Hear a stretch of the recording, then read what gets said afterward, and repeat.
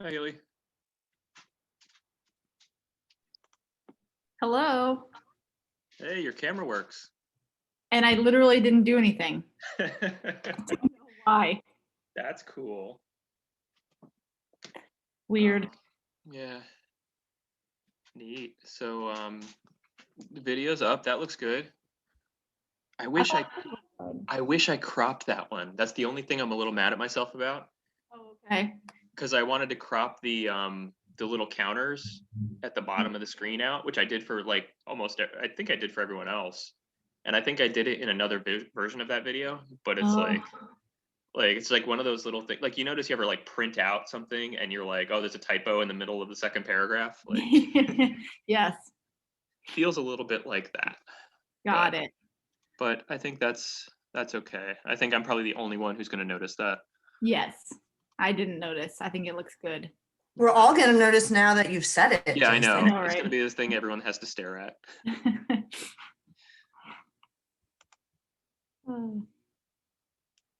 I put it up on YouTube too, so. Yeah.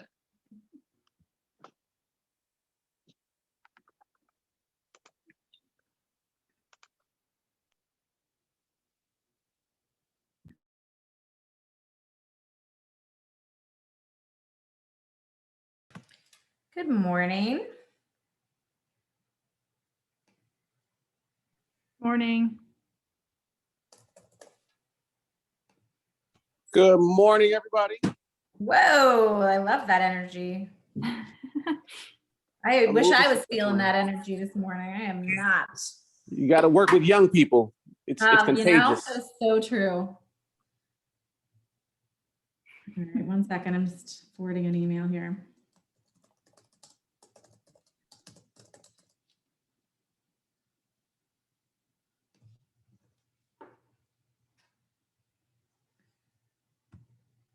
I am working on finally getting filed again. A bill that came to us from the early childhood folks to make school registration more consistent.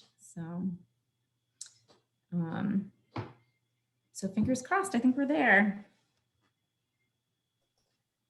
Yay.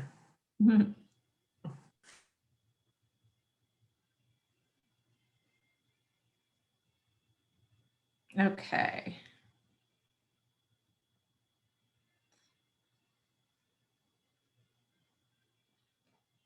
All right.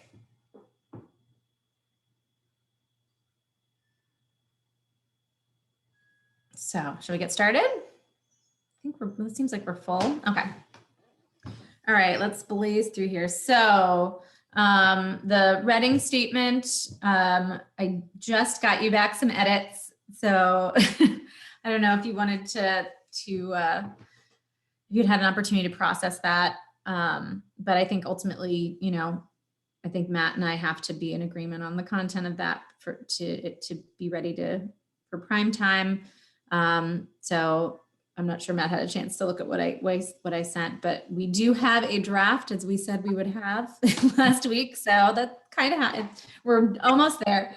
And so that's kind of where that stands. You know, it states our support. It states it restates at the moment in the current draft form I returned, you know, just sort of the context for that, and reiterates our commitment to our recommendations. So just broadly, we'll see where that goes. Sorry, Matt. I think I just talked over you. Whatever's okay with you is fine with me on that front. Okay, great. Love that. Tizzy, should I send around your version that you edited to like people on this call for their feedback, or do you think it's ready to? I mean, I want us to be able to get to move it out. I mean, I don't know if we want to get into a situation where we're editing it for another week. Right. But I mean, I think if anyone has particular concern on that, if on the content of it, you know, voice that now. Or particular questions. Was it sent to us? No, we've just been editing it late this week and to So this what would you morning. be commenting on? Well, no, I mean, I'm just opening it up. If you have any particular questions about the nature of it that you'd like to, me to explain, or just right now, live in this moment. Are you able to maybe just speak to some of what's in the statement then? Let's see if I have it handy. Because I think it is a little bit difficult to give feedback when we don't know what it says.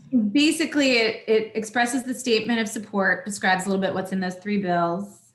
And then it talks about the eagerness of our membership to continue to advance on structural change, which we know aren't addressed in those bills, but continues to be a commitment for us, while we're happy to see those resources. And then also, the importance of prioritizing, having resources flow equitably towards where it's needed the most, and also the early childhood education piece, which isn't really present in these. So essentially, sure, Haley, go ahead and you can share it on the screen. That works. And then I think most importantly ends with a reiteration of how important our recommendations are, because we don't want to lose that in the shuffle. So Haley can share that real quick. And so you can sort of see the structure of it. That is very helpful. I think it's easier than doing an email chain.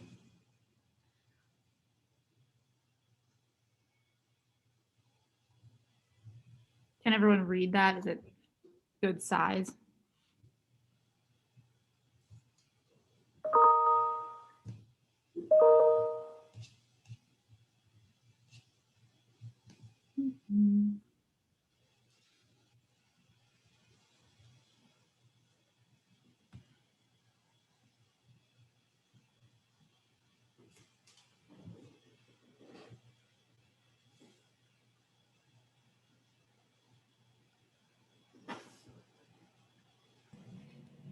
Haley, are you able to scroll down? Is there more below? Yeah, that piece is just about us.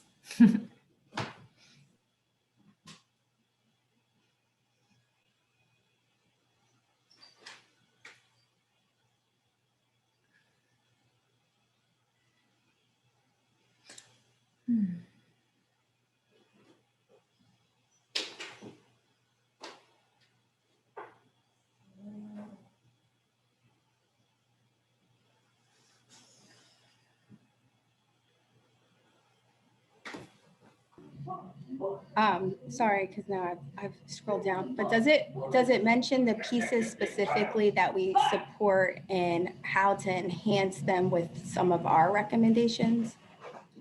In the moving forward section, it really gets that in a more general sense. I think we want to make sure to have those conversations with the sponsors as productively as possible. And I think that could happen more in direct conversation with them than in the form of the support letter that might go, I'm assuming we're going to send out to all legislators.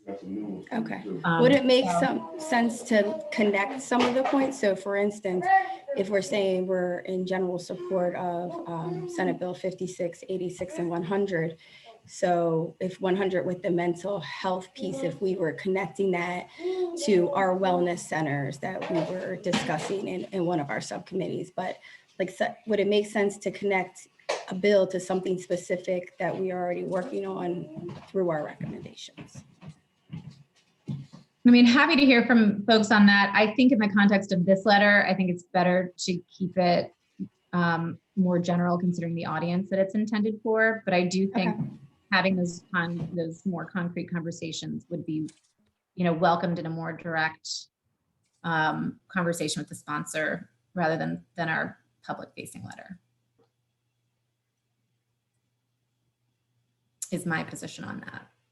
But we're here to be challenged on that too.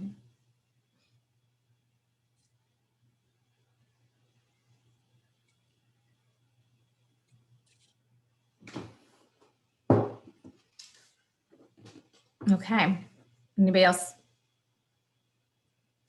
So I think it's almost there. We can probably do a little bit of tweaking. I just did a quick edit on it this morning, but I think it's to the extent that it'll be read by those that we're sending it to, I think it's pretty good to go. But Tizzy, can I ask, do you want this sent to like our consortium list, which includes like members of the public, and then also, I don't think I have every legislator on our consortium list. It includes, like, I have like the House and Senate education people, but I don't think I have all the legislators. we should have. Also, sorry, I just thought of this. Do you want me to put it in a format that's more like similar to that one pager with a nice heading and like fonts and match, like a little bit more Reading? Yeah, I don't know that it needs to look like a one pager so much as a letter, like with sort of, we sort of have like the logo, I guess, to look more letterheadish as opposed to like a full on one page memo. Yeah. Yeah, I'm not sure we've sent correspondence like that before, but maybe something that looks more like, an open letter on letterhead as opposed to a memo. Okay. I think it should go to all legislators, because all legislators are voting on these bills. Who should that come from? Should it come from Haley to all legislators, or should it come from Tizzy or Matt, or?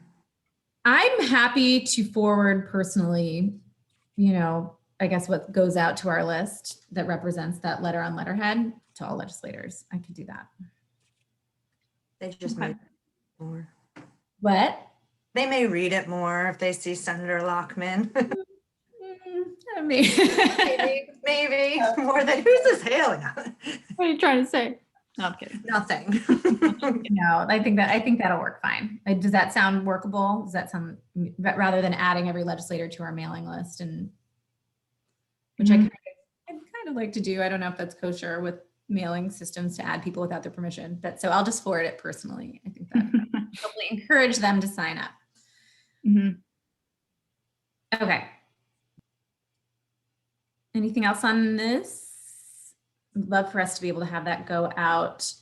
I don't know if the end of the day today is realistic now, but maybe, I guess first thing Monday, whatever. I never know what are those ideal times to send things. I know there's like a science to that. I feel like Friday afternoon, probably not. More, yeah, probably Monday. Probably the worst time. Yeah, so I'd look into when that would be. And next week is our, sort of the week before we're back into session. So it's actually, I think, a good time to do that. But people aren't in session, so they're not super bogged down. So next week, meeting Monday. Okay, cool. If nothing further on that, let's move into the work group updates. Anything, settlement? Hey, I see Aaron's on there, but he's kind of video and audio. There he is. Go for it, Chuck. Go for it. All right, I'll start. You fill in what I miss. I don't want to read all this off to you. We have a next meeting coming up soon, next week. We're going to have a couple presentations on, Dean Henry's going to talk about some of the models that are out there that he's seen from other places that have some potential promise of success, especially in our context. Kristen Dwyer is going to also, from DSEA, she is going to talk to us about, we did have a conversation with her soon, so this might be where I need some of the blanks filled in. She's going to talk about some of the results of a survey that was done with their membership about how to, our conversation went all over the place. We talked about how do we incentivize teachers to work in high needs schools. And then she said, she started talking about the survey that they did and what are some of the things. It's not just money, but other, it's like working conditions and supplies and materials and other supports and so forth. So I think she'll start by talking about that, and then she'll go into some of the what we can do about it. mean, definitely she is going to talk about, I don't remember if it's SB 100 or HB 100 about, you know, some additional resources that can provide supports, but that's where that's going to go. So the overall focus on settlement and systemic funding issues. We just want to, we're at the point right now, we want to get educated on, you know, just what's out there, because when we really get into systemic funding, we want to know what are the options out there, you know, other than just freeze and keep doing what we're doing. This is a very recent development is Department of Education did, and this kind of snuck under my radar. Department of Education, I'm not saying they snuck it, but I wasn't looking until just now, and I saw it. They did have their, you know, the thing with the statement, the equity statement on the certificate of necessity. They added that to their regulation about the certificate of necessity. So we're probably going to pop a slide in there to talk about that, what that looks like. When I take my first take on it is they just satisfied the letter of the settlement. And it's like the language came straight out of the settlement. I did, you know, in talking to a couple people, the quick questions that popped up were, is the public going to be able to see these statements, and how is it going to be out there? And so I just gave them a heads up. You know, some folks are probably going to ask, so now that you have this and they have to provide a statement, how do I get to see it? Or how is DOE and the state going to react to it? So those are, I think that's a little bit of a discussion we'll probably have there too. And it didn't make this agenda, but wanted to make you aware. Thank you. One question for you guys. Well, and just to clarify, I don't know if anyone else has it, but you know, as the focus sort of shifts for settlement, which I think is strong given the challenges for funding and governance to cover, be all things to all people. I think that's a good solution. But we will still be consistent on sort of our settlement monitoring. I guess that's not an every day, every month thing, but I just want to make sure that that's still, you know, that's still the scope and the mission is to make sure that it's being met. And then of course, this additional focus represents that. How do we go beyond it? Right. So I think we're trying to marry the two. So while the settlement does provide parameters for funding, one of the big concerns we have is that funding, the nuance of the independent study for opportunity funding and other pieces in the settlement mean there needs to be quality. And so we're speaking to how the funding should work for settlement specifically, and for the quality, so that we can actually see the outcomes we want to see.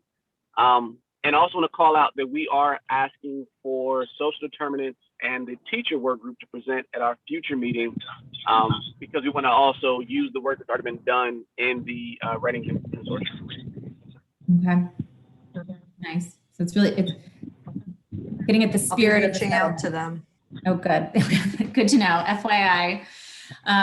Yeah. So the spirit of the settlement in terms of what the complaint was really seeking is what this group is going to be pursuing. So just wanted to say that.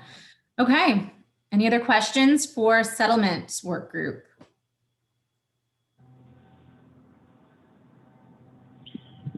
Excellent. Okay. Let's move on to funding and governance. Eugene and Namdi, what do you got for us? Anything new? If not, I'll Representative Coach, let me know. I'm just gonna give a little brief recap. I think we had a great meeting on, Jesus, when was that? That was 2 days ago? Yeah, we had a great meeting with the superintendents of the districts, the 5 districts 2 days ago, and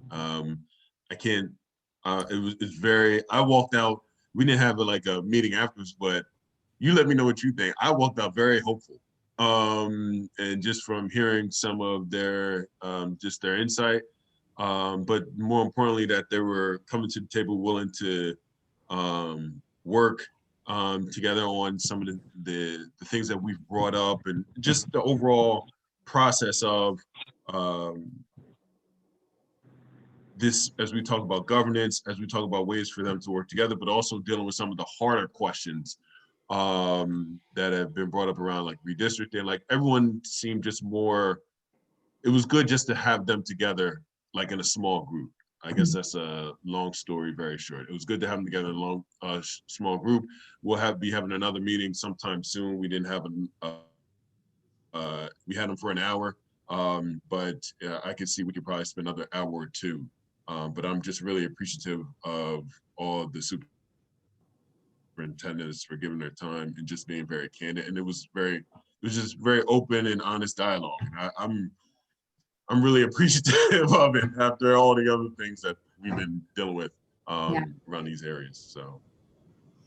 Yeah, I would definitely agree with Eugene on that. I mean, it was a great conversation. I think originally when we thought of, when we created Reading and we thought of the group of superintendents we had at the time and how we thought they were workable and could help us, push forward the overarching goals of Reading.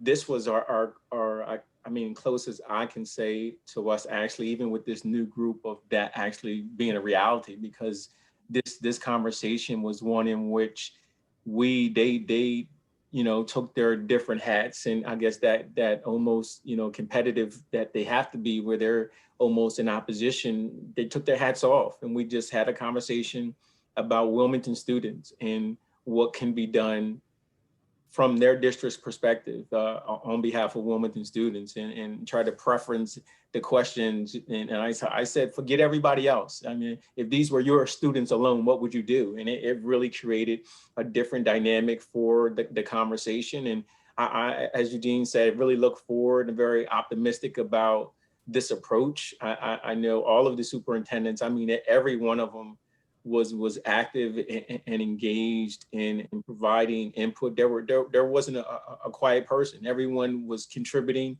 and just to see their willingness. And the other part where I think what I got the most out of it, I think it was Dr. Shelton said that, and we thought when we created Reading about that point of having, should we, and there was almost a point of contention about board representation, about, we know we're going to need that buy-in and other groups, the SEA and other groups having buy-in. And it was mentioned that, that buy-in may ultimately, as long as we seek that buy-in, we're on this treadmill, that may be our hurdle, that may be what we're fighting against, is that buy-in, because that true buy-in, you're going to keep waiting for, and it may never come. So let's just see what we can do and work together, keep these students as our primary focus and give their needs the priority that it deserves and trying to do things differently. That was the sense of this conversation. And again, I look forward to it continuing. We were later in our agenda getting to like where we were as far as our timeline and our shift in focus. But I think having another one of these meetings and having a sense of at least a shared direction with the superintendents is very helpful, and will give us a sense of definitely understanding their positions and how they view our work and how they view our work in partnership with them. And I think that's a good part that was very I'll be honest, it's most unique conversation I've ever had about the education system in Wilmington, where you left out of there feeling optimistic, where like, damn, they honestly, things we've always thought could happen, where we're having conversations and like we can work together in the best interest of Wilmington kids. And to hear Jeff Minzer, and then it's, he runs the ball 30 yards and then Dr. Chuck picks it up and runs it. And they all were helping move this conversation forward. And it was just very, and then their willingness as well to say, we can't end here. Like, we got to continue this conversation. And them saying as a body, they can continue this conversation because it's needed was, again, I can't say enough about it. It definitely gave little fuse of just purpose and a recommitment that this work, you often see, I mean, that there's a chance, and then you see like, man, we're fighting this same battle, and trying to get out of that feeling of we're doing what has already been done, and we're going to end up having the same fate. That this really helped to say that we weren't, and just thankful for that opportunity. That's amazing. That's exciting, and that's a great thing to hear on an exhausted Friday that we're moving. And I'm kicking myself even more for not having been able to be there. But I think that it sounds like the hope that we've been striving towards in terms of having the right minds there at the tables coming to fruition. So that's exciting.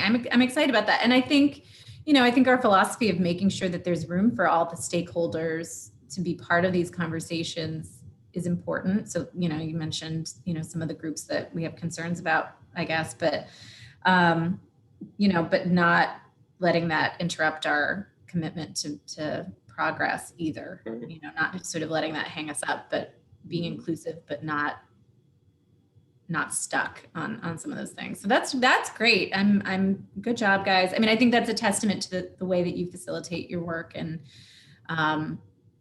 that you're creating a space where folks are feeling comfortable to get past some of those barriers that we've seen. Because I know every conversation I've had with one of our superintendents, I feel like there's obviously a better understanding than most of what is inhibiting the vision. So glad to hear that you're starting with the vision, and it was productive.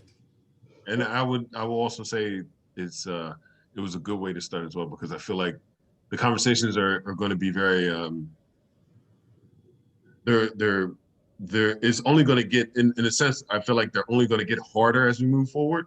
And so it's kind of good that there was like a level set of like, we're in to have these hard conversations that we can have between us, and we can figure something out. So that was probably the best part about it. Like, I felt like everyone, there was like a level set of, we're going to be candid, we'll keep what's said here, and we'll be open to working with one another.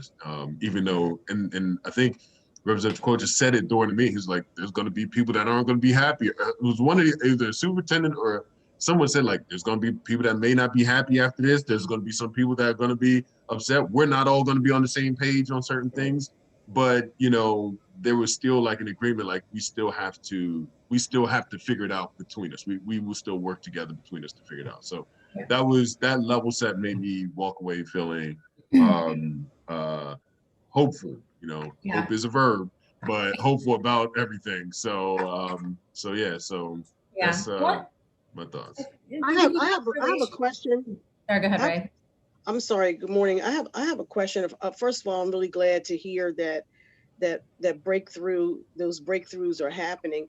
My question is there a charter school leader that's actually an operator and a part of the greater network on this governance group? Because we have thousands of Wilmington students that, as you know, that attend charter schools, and I'm not hearing that their voice is represented. Aaron Bass, he's on here. I'm on it. Aaron's on the group. Okay, that's all I wanted to know. Okay, thank you. You're welcome. Because I just hear references to superintendents. I'm sorry. And thank you, Ray Avery. I'm with you. Yeah. Okay, great. Okay, thank you. So may I ask a question? Aaron, do you have participation? Would you say that all of the charter schools in the city of Wilmington are actively participating in the conversations? Not at all. And we weren't at the meeting with funding and governance, which is also interesting. So I would, the next time there are meetings from funding and governance or any group with charter leaders, with superintendents, I would just recommend that at least one charter leader could be there to be a part of that conversation as well. Very fair. Sure. Just keep, I'm sorry, Representative. No. Just keep in mind though, that part of the big conversation is the drawing of lines. Charter schools don't have lines. They could get from any place in the state. So when it comes to conversations about redrawing districts and all that kind of stuff, it's got to be the districts. It's got to be, I mean, charters, if you're in the room, that's cool and everything, but really that's one of our big challenges, right? Is where the line's going to be, right? Yeah, I understand that, and I understand the mechanics of it. But at the end of the day, we have very migratory families in Wilmington that are in and out of districts, they're in and out of charters, and if student need is the driving factor, that even when discussing the drawing of lines, it has an impact on students and families, no matter which schools or districts or charters that you go to. Absolutely. Yep. Thank you. Mm-hmm. Okay. Is that heard? Funding and governance? Great. All right. Anything else for funding and governance? Great. Okay. Ray and Jeff, social determinants, you're up. Okay, good morning again, everyone. The social determinants, our next meeting, we will be digging into our recommendation regarding a research and analysis of research to gain a better understanding of student needs, to drive towards equity, and to do more than talk about equity, to begin to take a look at data and how we're going to be measuring impact. So Dr. Adrian Peoples will be coming in to present to the social determinants work group. He'll give us an overlay of what data is currently collected and where the data gaps are, and hear from social determinants work groups, the work group members and others, how we can better use existing data, and how we can begin to collect and analyze and use for equity planning the data that we're not collecting. So that's going to be the focus of the meeting. Okay. Sounds great. Anybody have any questions? I don't know if Jeff is still on here. He dropped, he just came back. Hey, Jeff, we were just talking about the focus of the next meeting. Yeah, I'm sorry about that. I got cut off somehow. We're ready for the next meeting. I don't know, Ray, what you said, so I'm just jumping in. I just summarized the Dr. Peoples' presentation, and you know. Yeah, sounds good. Okay. That sounds good. I did want to add one thing before I was trying to jump in before, and I think I got cut off about the comment about charters being at the table with the chiefs in the next discussion. That did come up because we said we were talking about Wilmington students. We recognized that we were talking about more than just our students. So there was a reference or indication of how we would be looping in someone from the charters in Wilmington, city of Wilmington, in the future to this discussion. Yeah, and they people shared that that's Aaron Bass. Okay. All right. That's it for me then. Okay. Thanks. Okay. I have a question about data. So Ray, as we look at data, are we primarily focusing on data that is pre-K to 12 or K to 12, or do we have the opportunity to, and I would hope that we would, to look at data related to services, programs and services, even prenatal care, being able to look at all of the opportunities or lack of opportunities for women and children before they ever get to the school system? Yeah, well, I think that's a Delaware Health and Human Services question in terms of that data. Okay. Step one is to understand what is currently collected and how is it disaggregated by race and geography and other basic factors. Okay. So there's an opportunity when we say, well, where are the gaps, to raise those kind of questions. But I can just tell you from experience that you're crossing over into other departments. So and I'm not saying that it should be that way. I don't know how they interface with one another, but I think that you certainly will have an opportunity to raise those questions. And they don't really interface, but there is some great data, or data that is helpful on with my healthy communities. And then also, I think if we can think about kids count, because there are opportunities for us to use kids count data in that way. We can talk more at the next meeting, but it's just really Right. The original source of those initiatives still goes back to the state of Delaware. They're not generating primary data. They're getting that data from different sources from the state of Delaware. So yeah, so we look forward to that conversation next week. Great. And you know, this is not just for this work group. Sure. So whatever will be useful to other work groups, if you're not able to attend, just send us a note. This is an ongoing conversation, but one that we believe is foundational to the work of the Reading Consortium. Done, Tizzy. Okay. All right. Ooh, just hit a weird button. Okay. So moving on. Hold on. I made my screen small so I can't see the agenda. All right, here we go. All right. Thank you all for that. So we don't have any educators updates.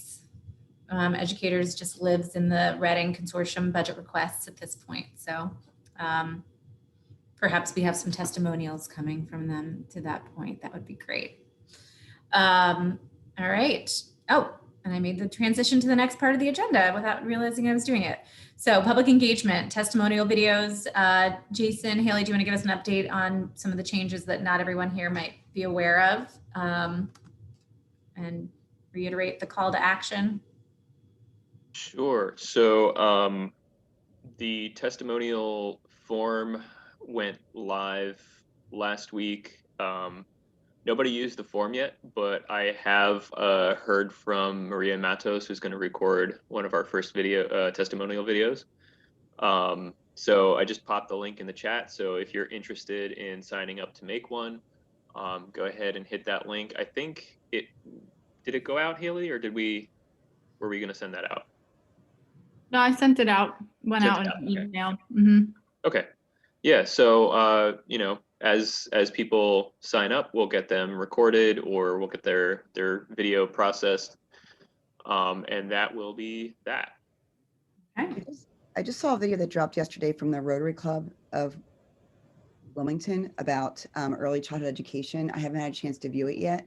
So I don't know if that would align with our efforts to increase ECAP programming, but I'll review it or I'll forward it.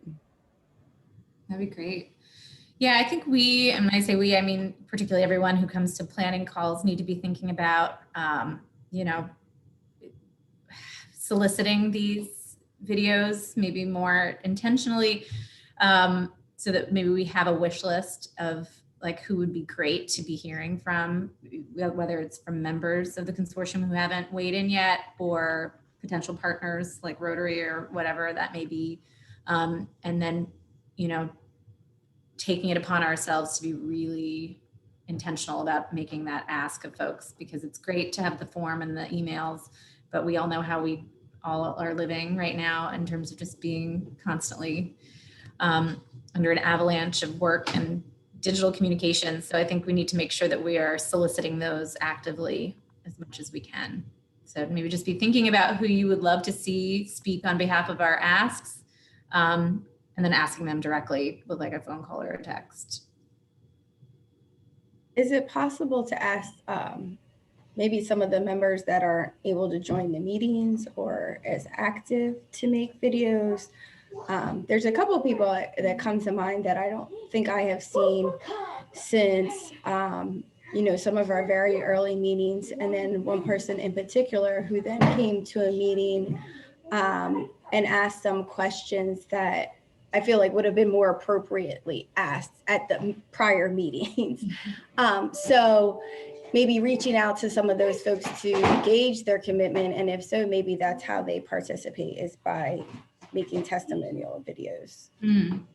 Yeah, if you want to, you know, text me directly, Tika, if you have any particular names you don't want to name in this case. That would be the attendance secretary.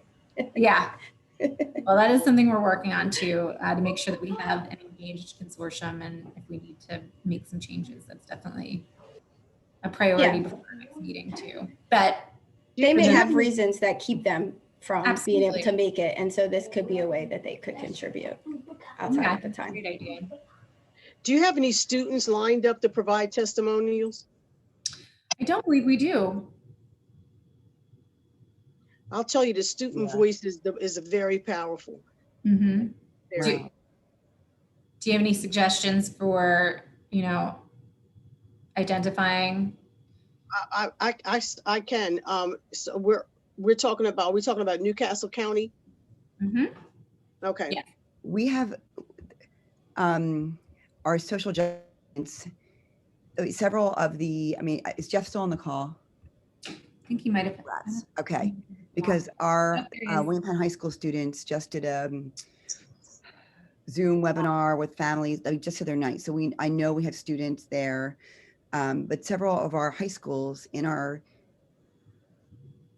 Newcastle County, in our districts that we're targeting, we have students who are leading social justice alliances. So that would be outstanding. Yeah. And we have the student, what's her name, Anamdi, your student, Olivia? Yes, Olivia. Mhm. And there's several others. But I'll tell you the monthly community conversations, and you all have been a part of those. Thank you for participating. For the Women's Center for Education Equity, when the students speak, people perk up. Mm-hmm. They really do. Yeah. Yeah, if you can, both of you can help us identify, students that would be strong voices to connect with our purposes here. I think that would be fantastic. Absolutely. So we would ask you to help us with that. No problem. Did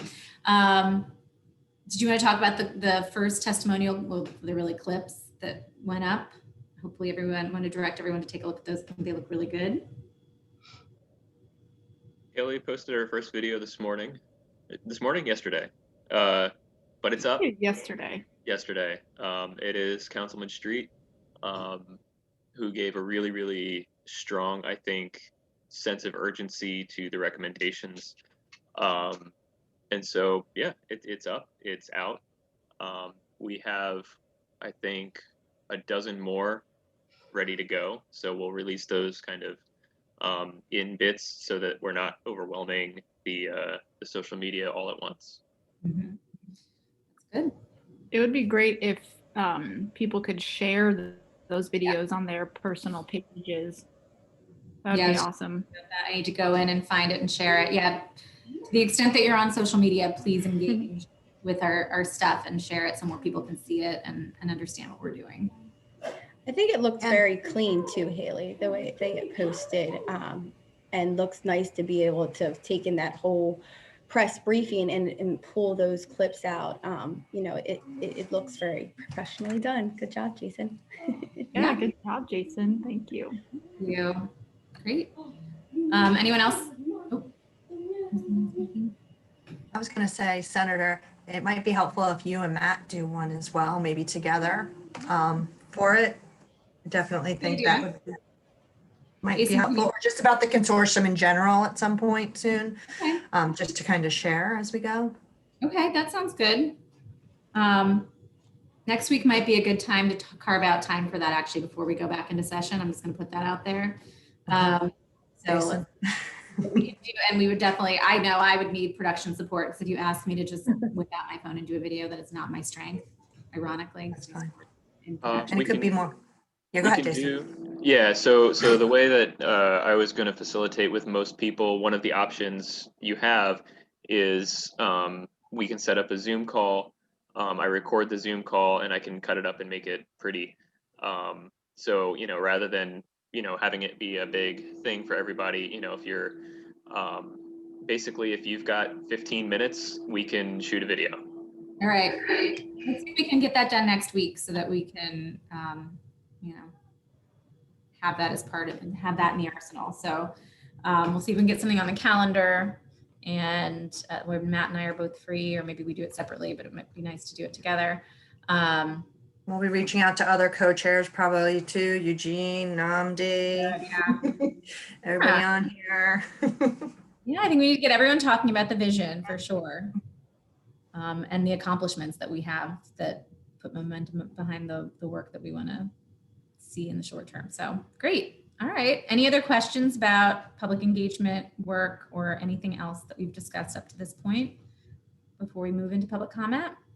I do have, well, not necessarily a question. Well, I guess it kind of is a question, but last week I wasn't on the call, and you guys had a question about the technical assistance that I had brought up. Oh, yes. Do you want me to speak to that now? Sure, that'd be great. Okay.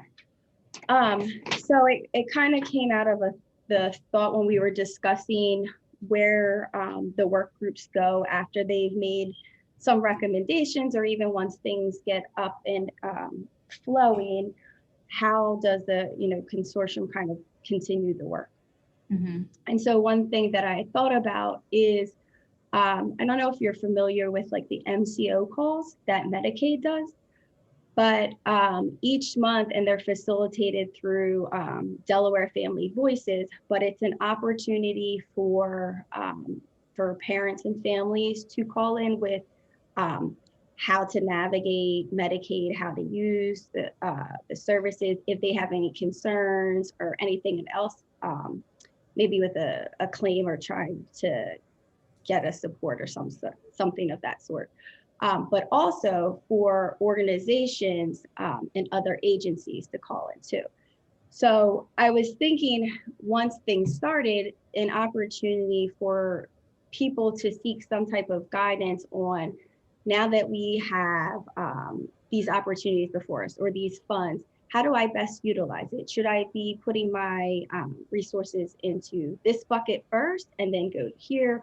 With just the variety of questions that folks might have from here, but looking at, where can we get some low-hanging fruit that could, lead to action. So possibly even committees that some of our members already sit on and some of their expertise areas. So it was just kind of brainstorming some ideas on how could we help get this up and running in a way that maybe we haven't been able to support people in the past. And so I've heard me speak to sometimes that these ideas that we come up with aren't necessarily new, but for me, what I see is some of the barriers to them are some of the gatekeepers and the bureaucracy with that. So if we address some of those solutions ahead of time, then I feel like we can see better outcomes on the end. So what does that look like in terms of, I think you referenced these other calls, is it like a conference call with a certain set of stakeholders, and who are those stakeholders? Is the audience like administrators, or I'm trying to understand what that looks like based on the example you gave. So so this was just the beginning thought of my brainstorming with it with other folks to add in, but I think the MCO calls are something that I felt was the closest to something similar already being done in a different lane. But the calls are held once a month. I could get some more information for you from the folks that conduct them with Delaware Family Voices. So I'm not sure if it's as, a nonprofit, if they're the ones that have set that partnership up. But I think that that's more what it comes back to is making partnerships with some of these organizations as we begin to implement the work. And having supports for folks along the way. And not just saying, hey, here's a bunch of resources, go forth, but really being intentional on how they can get their best bang for their buck with them. And when you say they, you mean like the members of the community? Members of the community, the school districts, depending on which recommendation it is, whoever the target audience of that recommendation would be, is the they. Excuse me, but so they set them up each month and they last for about an hour. I think they generally do allow parents or general maybe community members to ask questions first, and then they open it up to other agencies that utilize Medicaid services. I can't say for certain, but for instance, maybe like school districts might be on the call about recovery services, the best way to get reimbursements for that. So those are type of things that they discuss there. And then there's a number and an email where you can send the questions ahead of time. So they do like to have some of the questions ahead of time, if possible, so that they can get better answers. So sometimes what happens is they're not able to completely answer your question or your need right then and there, they'll do a follow-up with you. But it's almost kind of like a concierge to help assist people to use Medicaid, or if they've been utilizing Medicaid and now they have an issue. So maybe it was, it's expanded some part of the service and the service provider didn't realize that something had changed, then they can help intervene with that. It's really interesting. I mean, I'd love to hear if anyone else has a thought, as having something in that space that focuses, on the types of things that we prioritize. I wonder, in terms of seeing something like that come into existence, I wonder if it's something that we maybe, are proposing or developing as an idea that maybe is something that like a partner, maybe one that's represented in our membership or something, is something that would make sense for them to do, with our support or whatever that might be, as opposed to something that we as a consortium might have capacity to do, like as a programmatic outreach type of an activity. I don't know. That's just kind of where my thought goes with it. It sounds like a great possibility. I just wonder if that makes sense couched from within the consortium, or maybe within, an organization that we work strongly with on equity issues, or the department even, although of education, but yeah. I think it's a idea with merit. Is that something that is being discussed like in social determinants, or is this just an outreach idea for us as a consortium?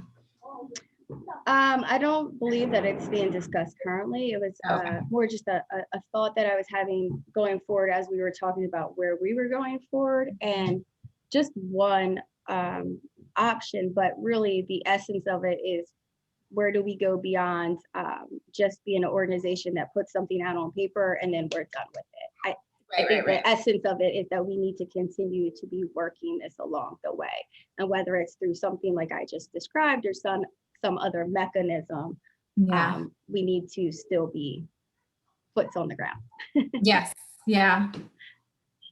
Yeah. It's kind of like the other side of the spectrum of, I think what we see is like our monitoring role for like the policies that we are asking for when they get hopefully implemented. I think we see ourselves as having a role to monitor implementation and outcomes, but this is more public facing, outreach and engagement. Right. And in monitoring, and also in a sense of not like, okay, you're not doing this, start doing that, but it's how can I support you better? And also being it not like I'm coming, like I got you, I'm coming to check on you, but more so being a resource up front that people then come to us that say, hey, we want to utilize this. What's the best way to do it? I think it's interesting. Anybody have any thoughts or feedback on the idea?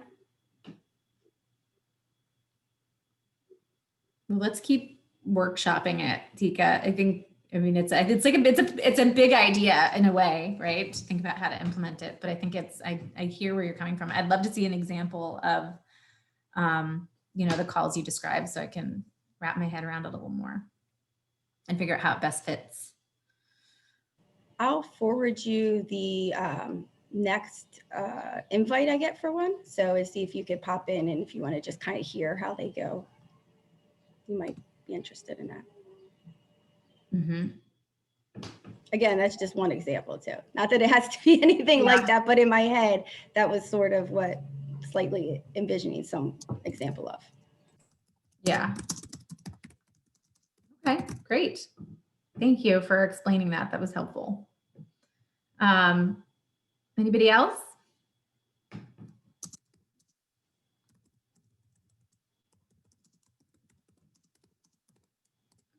Okay. All right. I think we're ready to move into public comment. I think I see Amy, and I think you're our public today, Amy, if you'd like to give us a few minutes of thought. Look like you're in a nice Yes, thank you. spot. Yeah, I'm at Rockford Park with the dog. So if you hear noise, my apologies.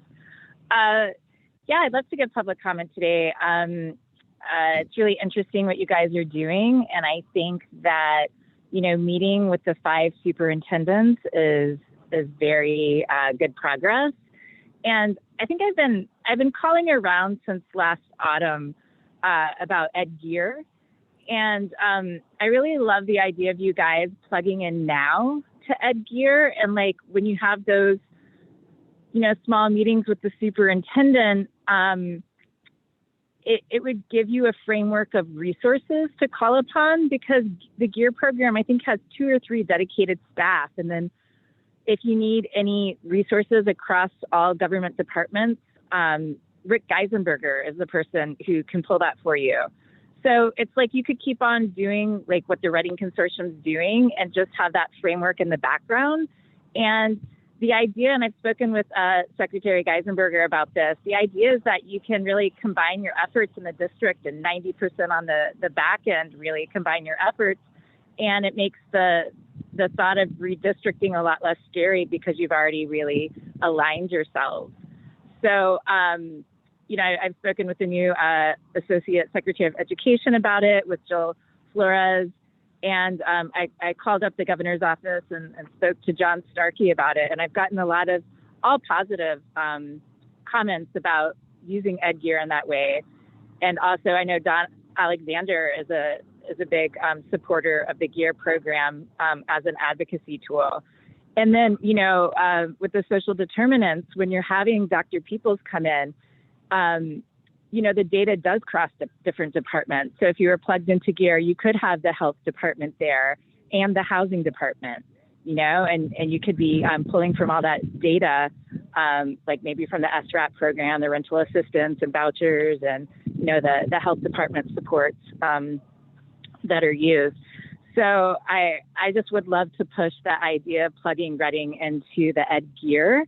I think it would be quite easy and not non-bureaucratic, and then it would just give you the resources for implementation. And even Tika's idea could be sourced out of that, you know, in conjunction with a community partner. And I think the other thing about Ed Gear is that it can be that junction, so that, you know, the decision makers like the superintendents can bring in advocates when you need it, who give you on the ground information, and then you have direct access to Secretary Geisenberger, giving you the kind of the thinking people from the different departments that you need.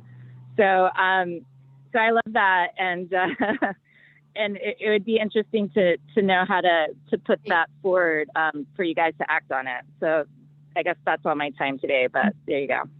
Thanks, Amy. And just to mention it, you know, Secretary Geisenberger is an ex officio member of our body. And so, you know, perhaps that's something he can kind of help bring to bear, but that's really helpful. Well, thank you. And thank everyone. Lots of really good input today. And I hope you're looking forward to the rest of your days and your weekends and all of this good stuff we have coming up. So if no one has anything else, I think we are good. All right. All good? Have a good day, everybody. See you soon. Have a nice weekend. Bye. Yeah, everyone. Bye.